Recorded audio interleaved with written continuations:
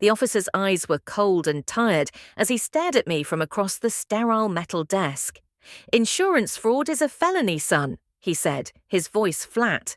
"You're looking at serious time if they're right." To my left, my stepsister, Chloe, was putting on an Oscar-worthy performance. Fat crocodile tears streamed down her cheeks as she clung to the arm of her new, rich boyfriend, Liam.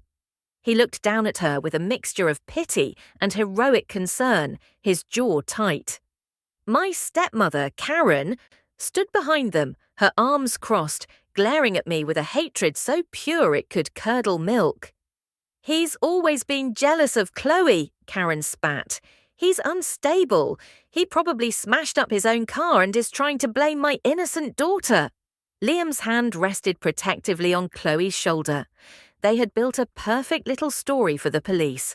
I, the resentful brother, deep in debt and desperate for cash, had damaged my own property and tried to frame my sweet, successful stepsister.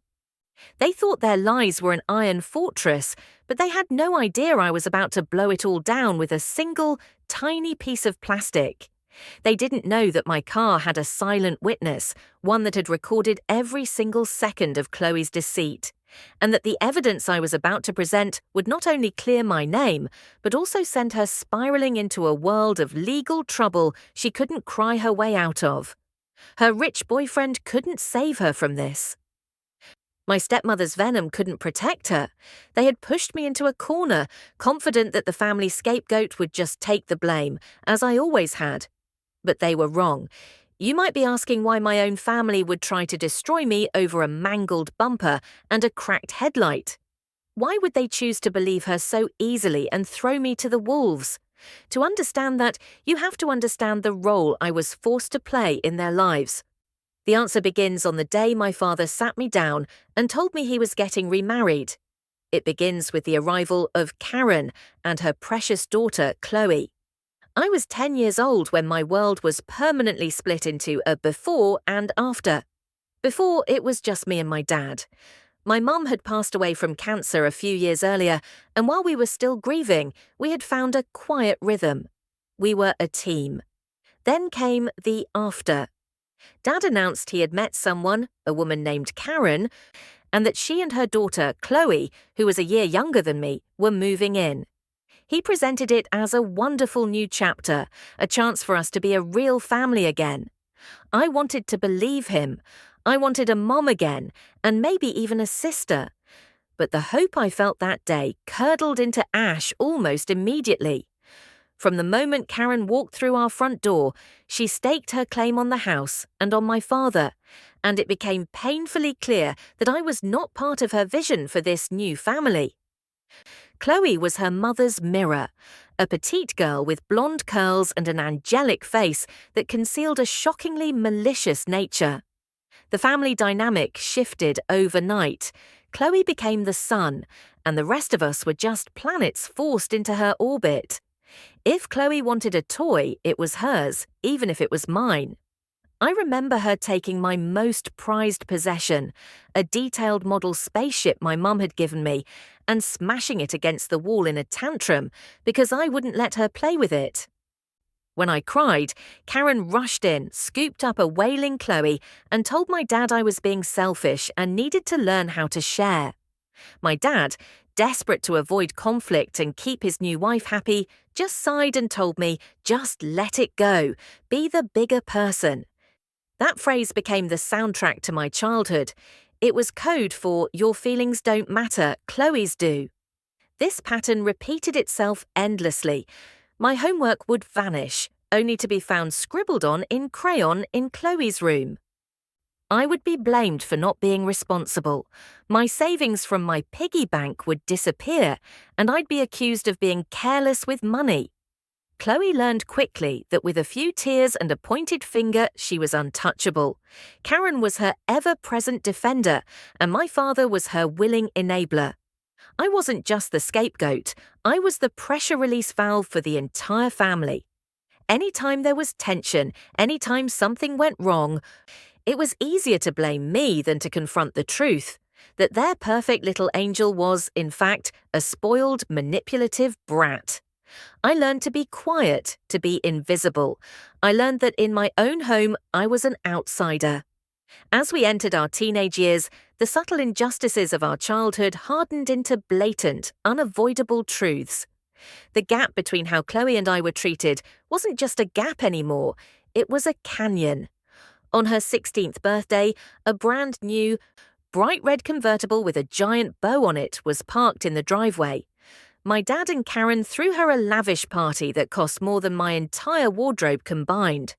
For my 16th birthday 6 months later, I got a pat on the back from my dad and a bus pass from Karen, who said it would help me get to my part-time job at the diner more reliably. The message was clear. Chloe was an investment to be pampered. I was a utility to be managed. She was handed a credit card for emergencies, which she used for weekly shopping sprees, all paid off by my dad without a word. I, on the other hand, was expected to pay for everything myself: my clothes, my school supplies, my phone bill. The money I earned bussing tables and washing dishes was mine, but it also meant I was on my own. I remember acing my SATs and getting a scholarship offer to a local college. I excitedly showed my dad the acceptance letter. He glanced at it, said, "That's nice, son," and went back to watching TV. A week later, Chloe managed to pass her driver's test on the third try, and Karen insisted on a celebratory dinner at the fanciest restaurant in town. My achievements were footnotes, her mediocrity was cause for celebration. The breaking point came when I had saved up nearly $500 from my job for a school trip to Washington, D.C. I was so excited. It was the first time I would have a chance to travel anywhere. I kept the cash hidden in a book in my desk drawer. The day before the payment was due, it was gone. That same afternoon, Chloe came home giddy, showing off a new designer handbag that looked suspiciously like it cost about $500. When I confronted her, she immediately burst into tears. Karen stormed into my room, accusing me of trying to upset Chloe out of jealousy. "How dare you accuse your sister?" she screamed. I begged my dad to listen, to just look at the facts. He wouldn't meet my eyes. He just cleared his throat and said, "You should have been more careful with your money. Maybe this is a lesson in responsibility." In that moment, I realized I couldn't win. I couldn't reason with them. I wasn't a son or a stepbrother. I was a ghost in my own home. I started planning my escape that very night. The day I turned 18, I packed my life into 2 duffel bags and a backpack. I didn't say a dramatic goodbye. I just waited until my dad was at work and Karen was out shopping with Chloe, and I walked out the front door without looking back. That first year was the hardest of my life. I rented a tiny, damp room in a shared apartment across town, sleeping on a mattress I found on the curb. I worked 2 jobs, serving breakfast at a greasy spoon from dawn until mid-afternoon, then stocking shelves at a grocery store from midnight until the sun came up. I was fueled by cheap coffee and the sheer, intoxicating feeling of freedom. For the first time, my space was my own, my time was my own, and my money was my own. It was a brutal existence, but it was peaceful. There was no one to blame me, no one to gaslight me, no one to steal from me. While I was scraping by, I enrolled in night classes at a community college.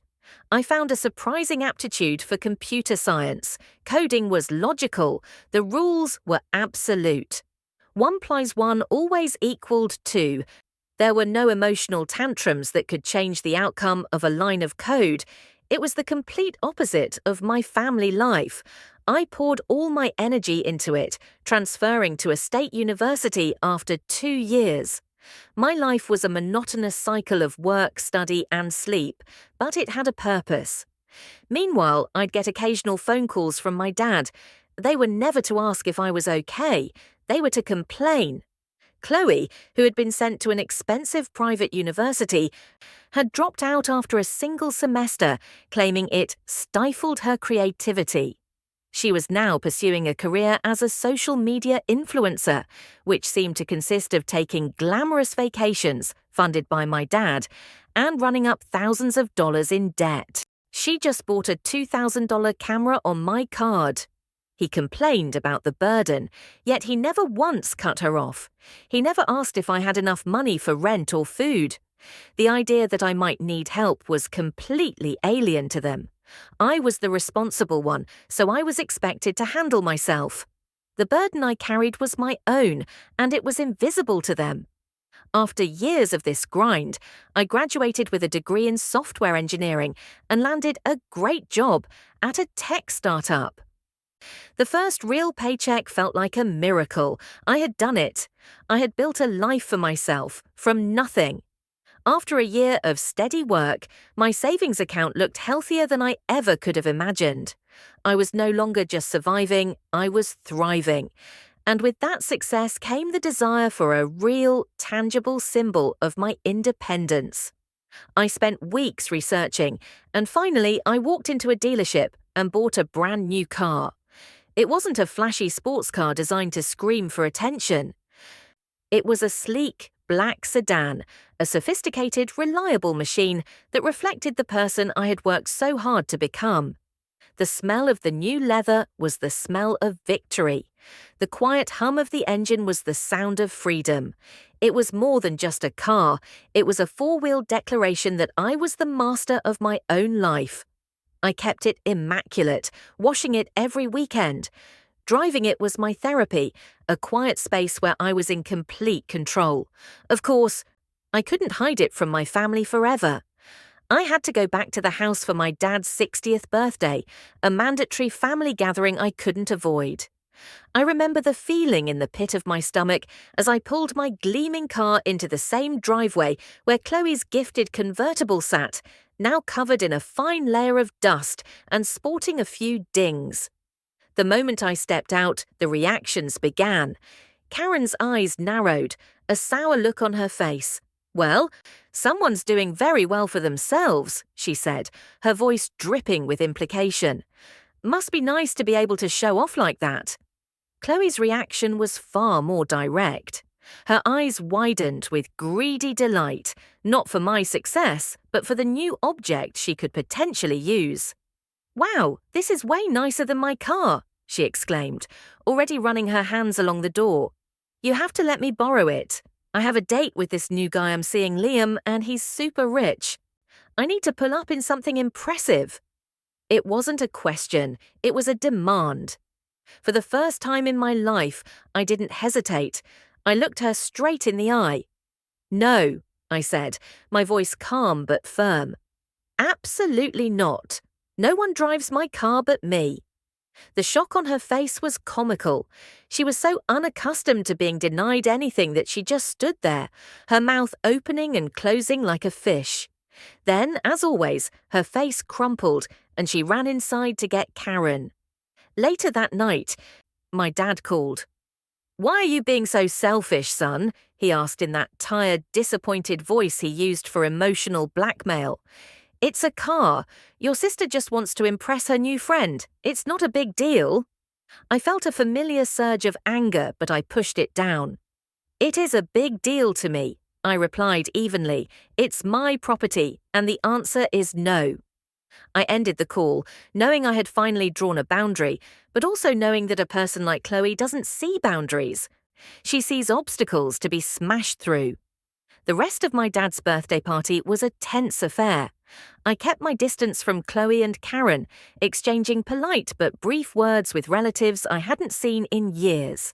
I just wanted to eat the cake, give my dad his gift, and leave. Chloe, meanwhile, was a whirlwind of fake charm, flitting around her new boyfriend, Liam. He seemed like a decent guy, if a little naive. He was handsome, well-dressed, and clearly from a family with serious money. And Chloe was clinging to him like a life raft, putting on a grand performance of being a sophisticated, caring girlfriend. I watched from the living room, nursing a soda, and feeling a sense of pity for the poor guy. He had no idea what kind of person he was getting involved with. The manufactured crisis I had been subconsciously expecting came about an hour later. During a loud, theatrical laugh at one of Liam's jokes, Chloe flung her arm out, knocking her full glass of red wine directly onto the front of his crisp white linen shirt. She let out a piercing shriek. "Oh my God, Liam, I am so sorry. Your shirt, it's completely ruined." Liam, to his credit, was trying to be gracious about it. "Hey, don't worry, it's just a shirt, it's fine." But Chloe was in full-blown drama mode now, seeing an opportunity to be the hero of a problem she had created. "No, it's not fine. I know that brand, it's incredibly expensive. I will not let my clumsiness ruin your night. I'm going to the mall right now and buying you a new one." Before Liam or I could protest, her eyes darted to the small wooden bowl on the console table by the door, where my dad had insisted I drop my keys. "I'll just take my brother's car. It'll be much faster," she announced to the room at large. A collective "no" escaped my lips as I shot up from my seat. I saw her snatch the keys. I sprinted towards the front door, shouting her name, but she was already outside. I reached the driveway just as she was sliding behind the wheel. I banged my fist on the driver's side window. "Chloe, get out of the car, now!" Through the glass, she gave me a defiant, triumphant smirk, the kind that said, "See, I always get what I want." She started the engine, hit the gas, and peeled out onto the street, leaving me standing there in a cloud of dust and impotent rage, the sound of her laughter echoing in my ears. All I could do was wait for her to return, my anger slowly chilling into a cold, hard dread. An hour crawled by, then another. The last of the party guests had left, leaving behind a mess of paper plates and a thick, tense silence. My dad paced the living room, while Karen hovered, ready to either comfort or attack. I just sat on the porch steps, staring into the darkness, my gut twisting into a tighter and tighter knot. Every pair of headlights that swept down our street made my heart leap into my throat, but none of them belonged to my car. Finally, a car I didn't recognize pulled into the driveway, an Uber. The back door opened and Chloe stumbled out. Her hair was a mess, her makeup was smeared, and there was a dramatic tear in the sleeve of her dress. But there was no sign of my car. I was on my feet instantly, my voice tight with fury. "Chloe, where is my car?" Her face crumpled, and she let out a theatrical sob, rushing past me into the house and into Karen's waiting arms. "It was horrible," she wailed. "I was driving back and this car just came out of nowhere. It slammed right into me and then just sped off. It was a hit and run." Karen glared at me over Chloe's head, as if I were somehow responsible for her daughter's trauma. But I wasn't buying it. Her story felt thin, rehearsed. "Where did this happen? What kind of car was it? Did you get a license plate number? Did you call 911? I fired off the questions, my voice cold and clinical. Chloe faltered, her eyes darting around nervously. I don't know, it all happened so fast. I was scared." It was then that Karen stepped forward, shielding Chloe. "Stop badgering her. Can't you see she's the victim here?" Then a flicker of sly cunning appeared in Chloe's teary eyes. She looked at me, then at Liam, who had been standing by silently. "You know," Chloe sniffled, "he's been under so much financial pressure lately, and he was so weirdly obsessed with that car." The hook was baited. Karen seized it instantly. "That's it!" she shrieked, her face contorting with a look of vile triumph. "He planned this. He knew Chloe was driving it, and he did something to frame her. He wants the insurance money. My poor innocent baby." Liam looked at me, his expression shifting from confusion to suspicion.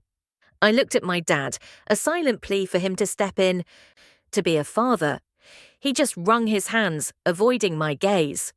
We should call the police," he mumbled. "Yes," Karen said, pulling out her phone. "We'll tell them about the hit and run, and we'll tell them who our prime suspect is."